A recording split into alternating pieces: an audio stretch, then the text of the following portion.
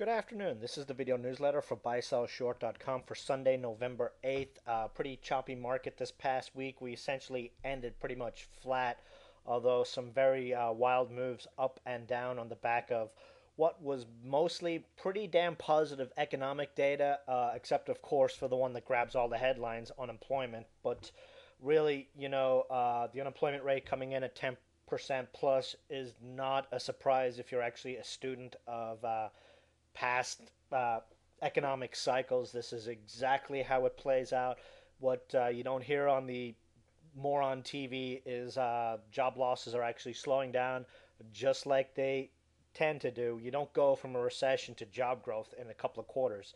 It tends to take a year or so, and we're only a quarter or so into it. Job losses are slowing down. Like I've said a million times, we will it'll be very unlikely that we see any job growth until probably the end of Q1 2010, and more than likely it won't happen until next summer. But that doesn't mean the economy is not growing. A lot of the economic data looks very, very good. Another key piece that we saw last week was retail sales were up last month, but inventories yet again were down for the umpteenth month in a row. Of course, this was initially spun as negative, but inventories can only go so low, and that's what's going to prompt the next round of or help ease the job losses that we've been seeing. And this is just normal action in the normal economic cycle. Don't listen to the morons on TV, in my opinion. They're just full of it. They're either the dumb money that you see getting paraded around on TV saying the top is in, blah blah blah. They're on the sidelines sitting on cash. They've missed this rally, they want to get in, or they've been shorting and getting bent over the barrel. So as long as we see those clowns on TV, I mean, we had that dumbass Art Hogan out today, getting quoted in a bunch of articles about volatility being up and the market's topped and blah blah blah blah blah. Same song and dance from these guys since the July lows, and here we are substantially higher. So, like I've said a million times, as long as we see the slammers on TV telling us to be careful, that usually means there is upside in the market. Here on the Dow 15-minute chart, you can see on Thursday we had a golden cross at 9850, high 10,050, 200 points, right on the nose yet again. This is one of the best market turning indicators for at least a quick 2-day trade that we've had over the last couple of years. It's got about a 90% plus accuracy. Another thing on the Dow 15-minute chart, you can see right here we're about to get a positive MACD cross. We've had that happen the last couple of Mondays, or last couple of Fridays going into Mondays, and we've averaged about 50 to 100 points upside on the market on the Dow on the Monday morning. So if this trend continues, we should be seeing at least a nice pop on Monday morning. If it gets sold into, so be it. It will give a pop for those looking to scalp some positions. Daily chart, as you can see here, we're continue to have this nice stair-stepping pattern in place. Moving averages are all holding. The experts are telling us to run for the hills, but with an uptrend line in place and a positive MACD cross about to happen on the Dow and stochastics breaking up through 50, they're just blowing smoke up everyone's butts right now.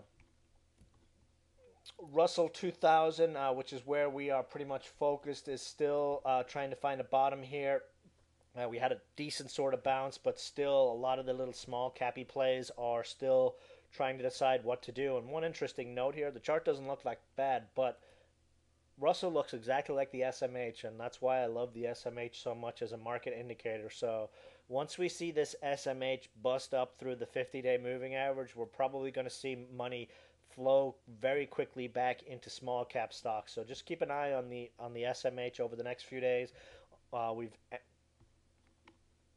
We're already starting to see some positive signs in certain segments of the small cap market, and we'll play that and wait for the Russell to give us a solid buy confirmation for the whole sector.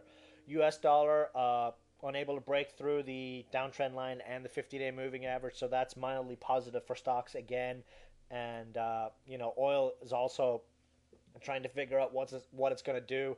As long as these two tread water around here, the market should be good to go. But anyway, let's jump into some stock plays. ASTM. This is the week for ASTM. They've got that Heart Conference presentation, keynote presentation next week, or actually this week on Saturday, I believe, the 14th. We should see a very nice move on this stock. Target here is 45 to 50 cents. It's been bouncing around on the bottom over the last week or so. We got a positive MACD cross, which is what we usually see before this one goes on big spikes, and stochastics are in the basement. So this should be the week for ASTM. Now, the new small cap theme I had mentioned in some of the alerts on Friday, the stocks under a dollar, unless they've got an event play, are pretty much dead money right now. But stocks over a dollar are seeing some very nice bounce action, especially those that are off pretty decently over the last 3 weeks. EMKR down 30%, been basing for a week and a half down here at 1, which is the reason why we jumped in on Friday. First target here is a move to the 50-day moving average. That is at $1.20. We're about to get a positive MACD cross, should happen tomorrow. Positive ADX cross, and then stochastics also triggering a buy signal. So it should be a very nice update on EMKR tomorrow. Be very surprised if we don't see this one make a move towards its 50-day moving average, and RSI moving up nicely. Sticking with the $1 theme, we've got TSTR. We started nibbling this one on Friday. Breakout is $1.20, and target is a move to the 20-day, or that 20-day exponential moving average. That's at $1.43 right now. This is another stock down pretty substantially. Had a nice run in September on its satellite launch and deal with AT&T to sell its mobile phone service. Down nicely, bottomed, and this is a stock that loves to trade next to its 20-day moving average. When it gets too far above it or too far below it, it always rebounds back to the 20-day. Right now, we're about 20% below the 20-day exponential, and that's the reason for the target of $1.40. RSI in the basement, 20-day exponential snapback play, and stochastics at the perfect spot for a bounce. VLNC, this is another one of those 20-day exponential bounce plays, and it's also a $1 stock that has been hammered over the last couple of weeks.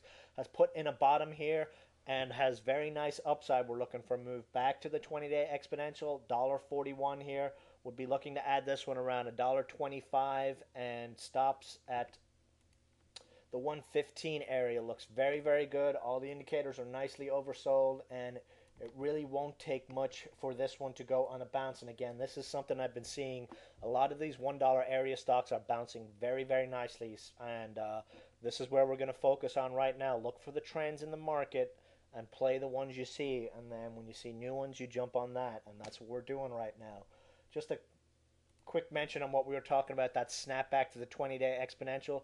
You'll remember in the video I did last Saturday, I mentioned that ELN was one of those stocks that loves to trade next to its 20-day exponential, and that it was going to move to 6 plus when I was gone last week, and even mentioned it before I left on Friday last week that ELN was going to the 6s, and lo and behold, stock did exactly what we said it was going to do, snap back to its 20-day exponential, and actually tacked on another 5% gain on top of that. So this is a very powerful trading technique. We've proved it many, many times over, and that's why we're jumping on a lot of these stocks in the $1 area that are flashing that same signal.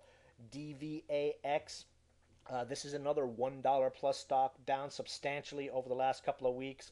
This is a cash-rich biotech stock, has a nice bottom in place, and all we're looking for here is a move to $1.40 in the near term. A break over $1.30 tomorrow should set it free. RSI bouncing nicely. ADX about to cross, and again, stochastics in that nice under 20 area about to cross up, which is what we love to see. An event play under $1, but DSCO, a lot of chatter about them doing a submittal to the FDA in the next few days. That should be enough hype to take this one back to the 90 to 95 cent area. We're just looking for 10 to 15, 20% here with stops at 75 cents. Stock is about to get a positive MACD cross, and this has coincided with big spikes in the stock price. So could be a very nice up day here tomorrow. So that's it for the video newsletter. Market should be up tomorrow. Liking what we're seeing. We still have a negative chatter on the boob tube. So as long as we continue to hear those experts bashing the market, we should be a go. And, we're starting to see some small signs and small caps.